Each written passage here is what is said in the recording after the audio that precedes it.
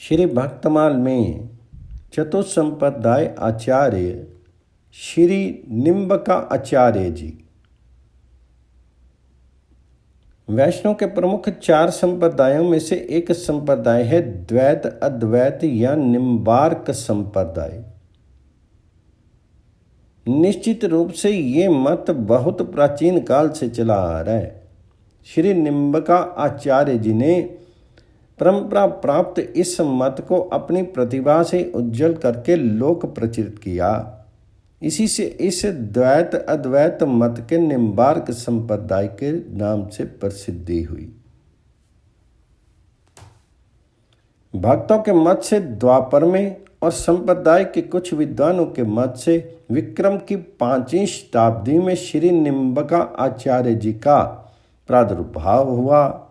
दक्षिण भारत में वैदूर्य पतन परम पवित्र तीर्थ है। इसे दक्षिण काशी भी कहते हैं। यही स्थान श्री एकनाथ जी की जन्मभूमि है। यही अरण्य मुनि जी का अरुण आश्रम था। श्री अरण्य मुनि जी की पत्नी जयंती देवी की गोद में जिस दिव्य कुमार का आविर्भाव हुआ उसका नाम पहले नीमानंद हुआ और यही आगे श्री निम्बार्क आचार्य जी के नाम से प्रख्यात हुए। श्री निम्बार्क आचार्य जी के जीवन वृत्त के विषय में इससे अधिक ज्ञात नहीं है। वे कब गृह त्याग करके ब्रज में आए इनका कुछ पता नहीं है। ब्रज में गिरिराज गोवर्धन के समीप ध्रुव क्षेत्र में उनकी साधना भूमि है।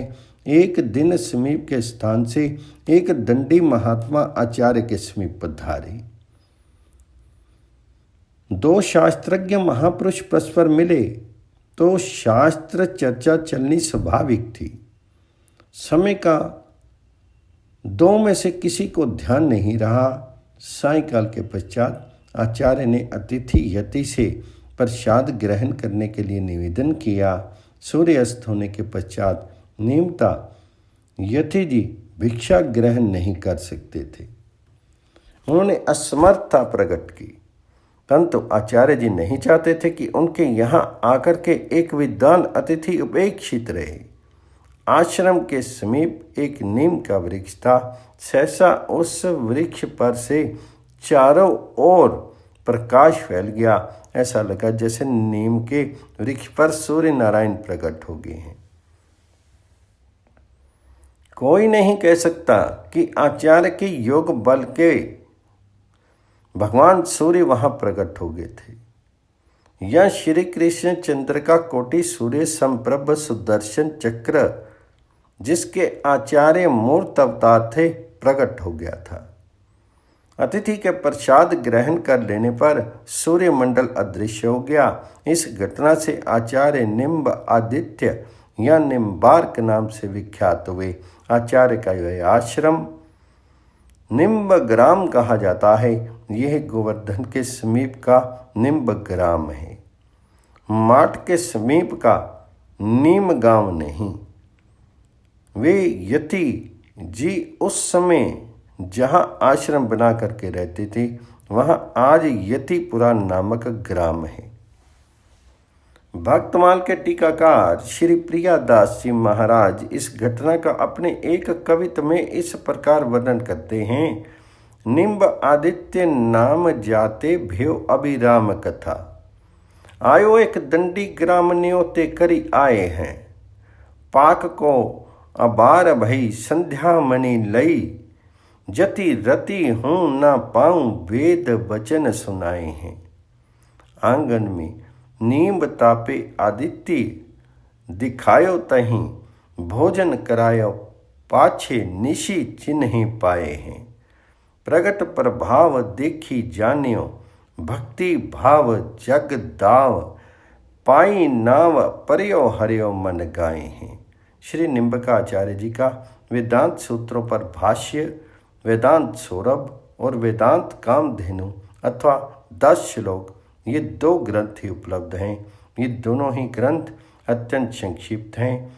इनके अतिरिक्त कृष्ण स्तवराज, वेदांत तत्वबोध, वेदांत सिद्धांत प्रदीप, सधर्म ध्वभोज एहित तत्व सिद्धांत राधाष्टक आदि कई ग्रंथ आचार्य के लिखे बताए जाते हैं।